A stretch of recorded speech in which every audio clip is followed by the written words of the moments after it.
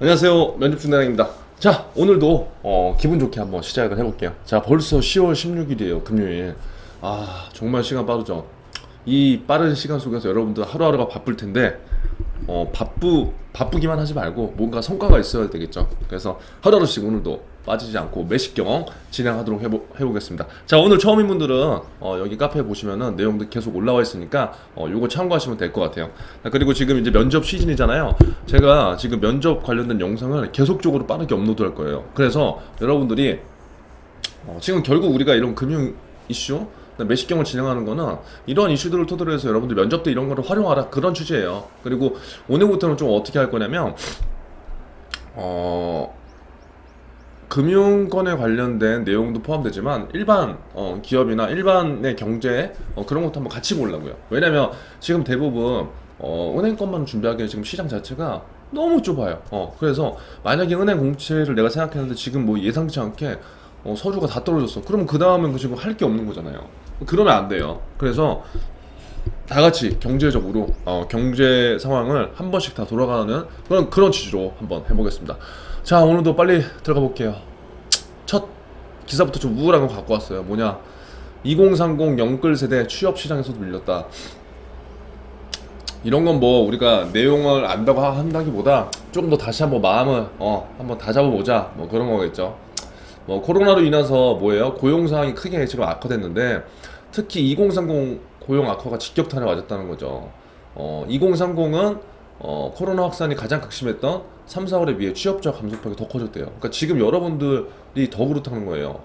이는 60대 이상 취업자가 증가된 국가는 이제 반대라는 거죠. 그러니까 전체적인 뭐 고용률 이런 지표를 봤을 때는 취업 시장이 좀 나아졌다고 생각할 수도 있지만 그 안을 들여다보니까 지금 2030이 너무 어렵더라. 왜? 60대 이상 취업이 오히려 많고 2030은 오히려 더 줄어들었더라. 이제 그런 거죠. 그래서 여러분이 지금 이렇게 지금 힘든 거예요. 그리고 더 힘든 건 뭐냐면 대부분 지금 뭐 제 영상을 시청하시건 아니면 취업을 준비하시는 분들 대부분인 거 우리가 지금 눈이 굉장히 높아져 있고 그러한 곳으로 가려고 지금 하잖아요. 물론 가야 되겠지만 그렇기 때문에 계속 지금 뭔가 실패하고 좌절하고 우울한 이슈들밖에 없는 거예요. 그런데 제가 강조를 해서 얘기하고 싶은 건 뭐냐면요, 높은 곳을 지금 바라보고 여러분들이 그런 과정들을 하나하나씩 준비해 가더라도 반드시 그 중간 과정들을 지금 해봐야 된다는 거예요. 예를 들어서 중소기업, 중견기업 내가 관심 있는 직무면 써보세요. 써보는 게 여러분들한테 좋아요. 거기를 나중에 합격을 해서 가도 되지만 안 가도 여러분들의 결정인 거잖아요. 그거보다 누가 뭐라고 그래요. 그래서 너무 중간을 비워두지 마시고 지금 현재 상황이 이런 거예요. 이렇게 힘들고 어려웠기 때문에 여러분들이 열심히만 준비한다고 해서는 솔직히 언제까지 취업을 하면 되겠다 그런 거는 없는 것 같아요. 그래서 여러분들 스스로 한번 판단을 해보시고, 그래서 제가 계속 강조드리는 건 뭐냐, 그래서 직무, 그래서 내가 하고 싶은 일을 찾는 게 중요한 거예요, 여러분. 그래서 그 프로그램을 제가 12월 때부터 할 거예요. 지금 가장 큰 문제는 그런 거기 때문에 본질적으로. 그래서 한번 그냥 진짜 힘들구나. 그러니까 내가 지금 서류가 불합격되고 뭐 이런 좌절이 오는 게 여러분만 그렇지 않다는 걸 알아두세요. 20대도 지금 마찬가지고 30대도 마찬가지예요. 그래서 이렇게 심각한 상황에서 내가 지금 오늘도 고군분투하고 있네. 스스로 한번 칭찬해 주세요. 칭찬 받아 마땅하다. 자, 두 번째 뭐냐? 팀원 신입 MD 공채 시작. 그러니까 금융권 준비하는 친구도 이런 거 그냥 안 보잖아요. 봐야 돼요, 봐야 돼. 일단 MD라는 직무 자체가 여러분들이 기존에 몰랐던 직무일 수도 있잖아요. 그럼 이런 것을 바탕으로 해서 한번 찾아보는 거예요. 그리고 일단 여러분 한번 던져봐야죠. 언제까지 그 내가 타겟한 기업에 원서만 넣을 거예요? 제가 자소서는 최소한 몇 개 넣어야 된다고요? 50개 넣는 게 제일 좋아요. 50개 정도는. 그게 안 되면 30개 정도라도. 그러려면 금융권만 써서는 부족하다. 그렇다면 팀원 들어봤잖아요. MD 공식 이거 뭘까? 이거 한번 찾아보세요. 오늘 25일 그 일요일까지니까 3개월 인턴 근무 후 정규직 전환 부여 뭐 이렇게 있는데 제가 드리고 싶은 말씀은 한번 읽어볼까요? 팀원은 두 자릿수 규모의 신입 MD 공개 채용을 시작한다.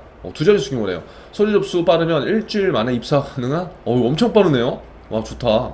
채용 대상은 뭐예요? 가전, 식품, 패션, 리빙 등 전체 카테고리 상품 소싱을 담당한 신입 MD. MD라는 거는 여기 상품 기획 하는 거잖아요. 그래서 이게 6기다. 채용 인원은 이렇게 하고 팀원 채용 사이트를 할 수 있다. 그렇군요. 저도 몰랐어요. 티몬이 지난 6월 수시 채용 공시 공채 방식으로 바뀌었죠. 좋네요. 그래서 오래 걸렸던 게 뭐예요? 2주, 빠르면 1주. 어, 좋네요, 여러분. 그 다음에 채용 전형이 진행되는 과정에서 재택근무가 시행되며 랜선 입사 제도도 정하는데요. 랜선 입사 제도. 와. 이는 면접에서 모든 과정을 비대면으로 진행하고, 야, 그리고 더불어 티모는 우수한 인재가 상시 지원할 수 있게 상시 인재 등록 제도인 인재풀도 운영한다. 대부분 인재풀 외국 기업들 많이 운영하거든요. 근데 이렇게 하는군요. 그 여러분 한번 해보세요, 티모. 그 자소서 한번 써보세요. 그러니까 저는 제가 오늘 드리고 싶은 얘기는 뭐냐면, 우리가 목표하는 타겟 기업을 잡고 그걸 진짜 열심히 하는 거 좋아요. 근데 지금 어떠한 그 목표를 하다가 중간에 지금 뭐 붕 뜨거나 내 계획대로 가지 않아서 지금 내가 뭐 하는지 모를 그럴 때 있잖아요. 그럼 오히려 그럴 때 새로운 걸 뭔가 찾아보면 새로운 걸 또 발견할 수 있고 새로운 길이 열릴 수 있다니까요. 그러니까 우리가 지금 시도해보지 않아서 이런 거예요. 시도해보지 않아서. 저 같으면 이거 할 것 같아요. 한번 해볼 것 같아요.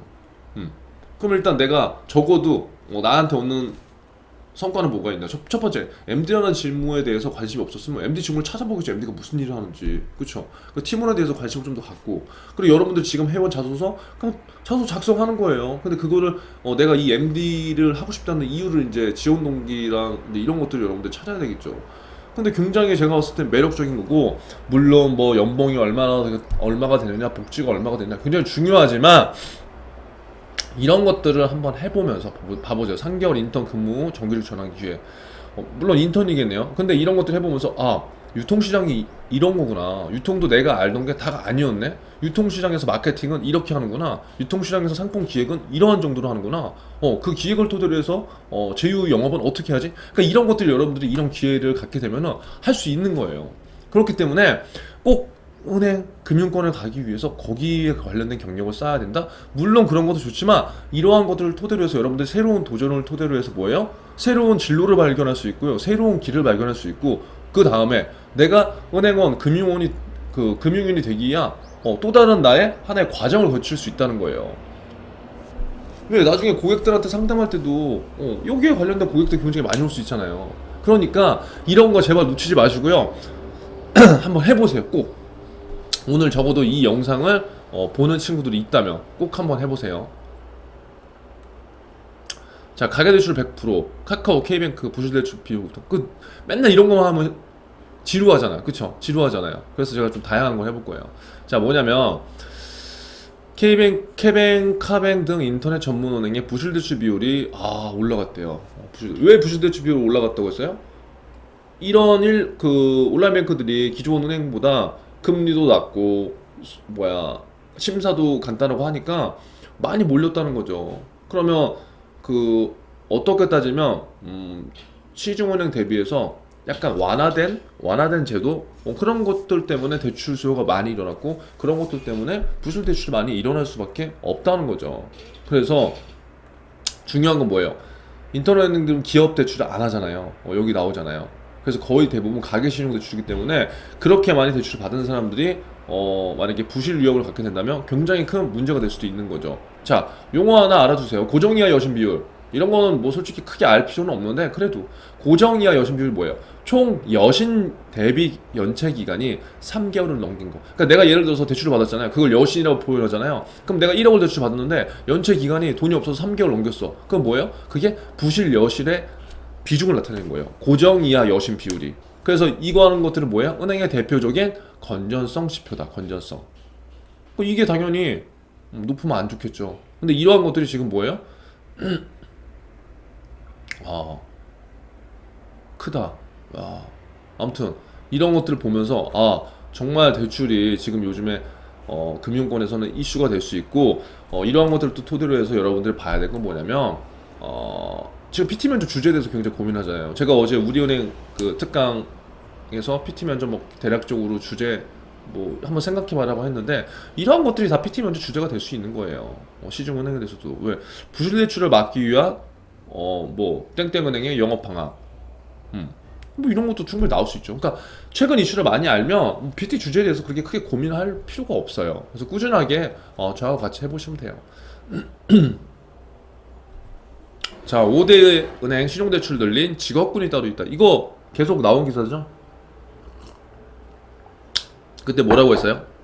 고소득 직원군이 신용대출 많이 받는다고 했잖아요. 고소득 직원군이.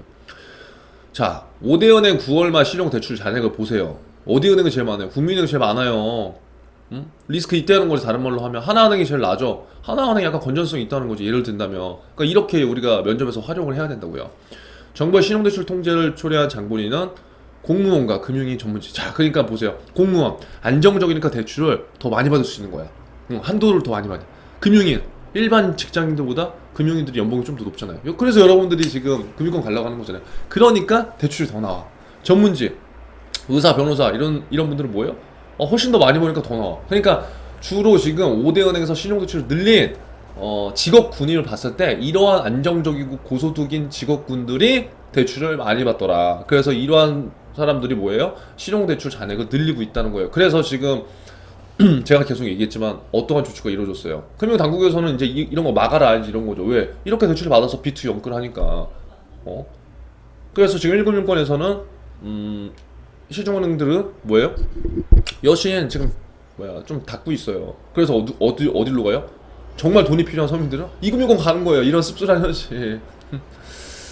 자, 그래서 코로나19 직격탄을 맞아 정부의 자금 지원 대상에 포함된 자영업자들 같은 경우 신용대출이 줄어든과 보세요. 신용대출이 줄어들어서 일반 자영업자나 이런 서민들은 못 받는데 위에 직업군은 지금 뭐 받는다는 거예요. 8월 들어 금융기관 종사자 신용대출 증가율이 하나은행, 국민은행 와 높네요.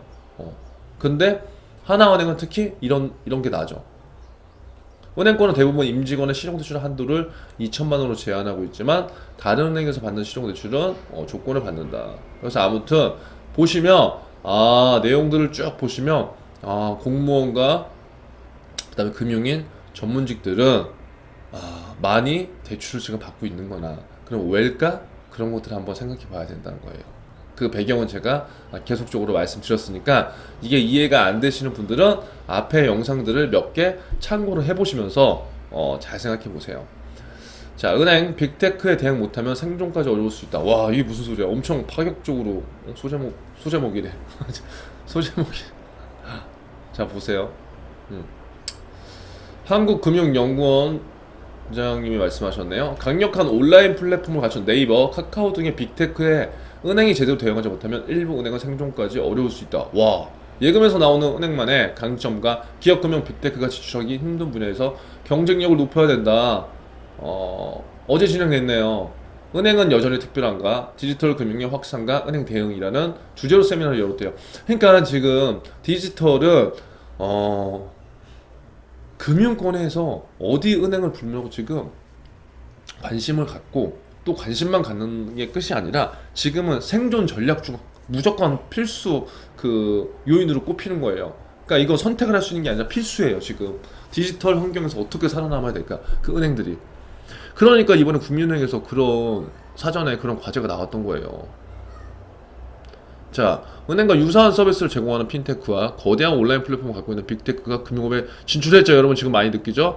그렇기 때문에 예전에 은행이 독식하던 그런 시장이 지금 아니라는 거예요. 그러니까 앉아서 고객을 받고 영업을 하고 이익을 내는 시대는 지금 이미 지나고 있고 앞으로 되면은 더더욱 이러한 갭 차이가 커질 거예요. 그쵸? 특히 빅테크는 은행이 가지지 못한 강력한 온라인 플랫폼을 기반으로 풍부한 고객 데이터, 높은 브랜드 이미지, 고객군, 은행과 경쟁이 불가피하다는 판단이다. 국내에서는 카카오, 네이버 등 거대 온라인 플랫폼 기업이 간편 결제, 송금, 예적금 서비스를 제공하고 있다. 향후 저성장 저금리가 지속되고 일부 은행은 생존이 어려울 수 있다. 와, 엄청 지금 세게 썼어요.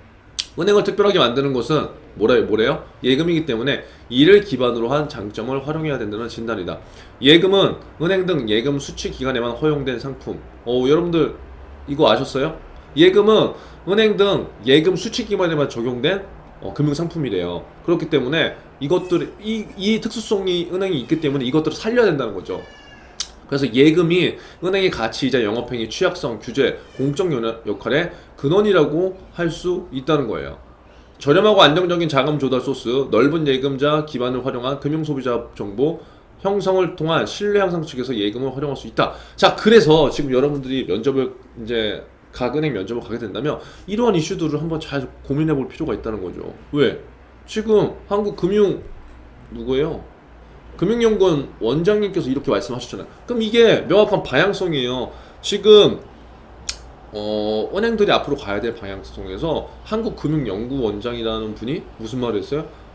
앞으로 은행은 정말 경쟁이 심하고 핀테크, 그다음 빅테크 업체가 와서 진짜 차별성 없으면 없어지는 은행이 있을 수 있어. 그래서 우리는 예금을 중심으로 뭔가 차별화를 시켜야 돼. 왜? 예금 수취 기반에 허용된 금융상품이니까. 그럼 여러분들 곰곰이 생각해봐야 된다는 거죠. 뭐 예를 들어 지금 이제 나오는 우리은행, 부산은행 뭐 이런 은행들 면접에 가서 이 소스를 내가 어떻게 과연 살릴 수 있을 것인가, 최근 금융 이슈 얘기해보세요라고 했을 때 이 내용을 얘기할 수도 있는 거고, 예금 관련된 다른 친구들이 뭐 어려운 DLF 사태나 뭐 라임자 선용 그런 거 말하면서 막 숲을 헤매고 있을 때 결국 그렇게 얘기하면은 그 은행은 불안전 판매로밖에 연결이 안 되거든요. 그러니까 그런 거 절대 얘기할 필요가 없어요. 물어보지 않는 이상. 그러면 여러분들이 이러한 이슈를 잡아서 예금을 왜 은행에서 더 유치를 해야 되는지, 여기 나왔잖아요. 예금은 은행에만 있는 거니까. 그리고 자금 조달 소스, 넓은 예금자 기반을 활용해서 관계 형성을 통해서 내가 어떻게 고객들한테 예금이라는 상품을 마케팅하고 어떻게 홍보하고 어떻게 이러한 것들을 바탕으로 해서 고객 신뢰를 얻을 수 있는지, 그런 거 여러분 생각해 보는 거예요 지금. 이게 차별화, 이게 차별화. 뭐 답변을 뭐 휘황찬란하게 하는 게 아니라 이런 것이 차별화가 될 수 있다는 거예요. 그래서 은행의 오프라인 점포는 업무 처리는 온라인으로 해결하기 힘든 상황이나 민원 해결을 위해 방문하는 장소로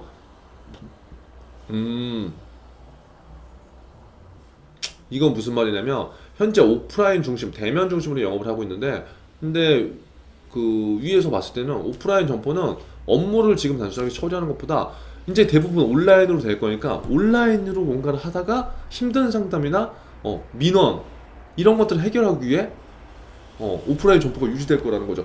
이거 굉장히 중요한 얘기인데요. 그러니까 이러한 것들을 보면서 뭐 어떻게 보면 여러분들이 뭐 싫어할 수도 있지만 지금은 상관이 없잖아요. 어차피 뭐 공개 채용이 지금 되고 있는 거고 수시 채용의 TO도 있는 거고. 그럼 앞으로 향후 10년, 15년의 방향성을 예측을 해볼 수는 있죠. 어떻게? 이렇게 될 거잖아요. 그러면 결국 사람이 많이 줄 수밖에 없어요, 여러분. 잘 생각해 보세요. 그러니까 지금 사람이 줄겠네.